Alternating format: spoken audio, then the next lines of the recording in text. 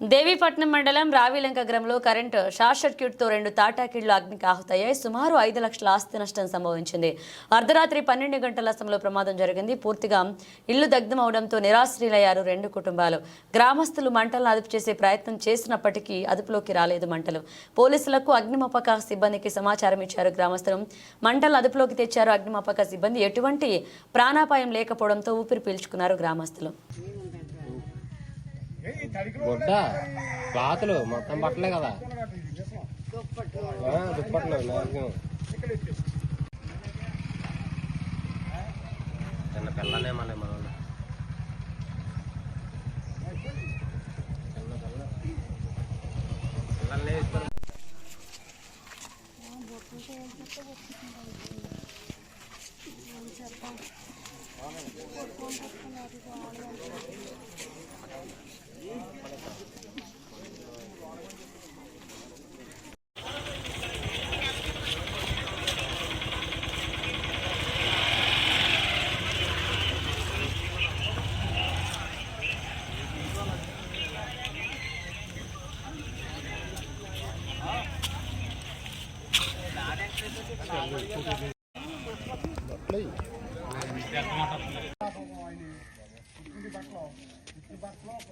అక్కడే ఉన్నాయి ఆయన దగ్గరే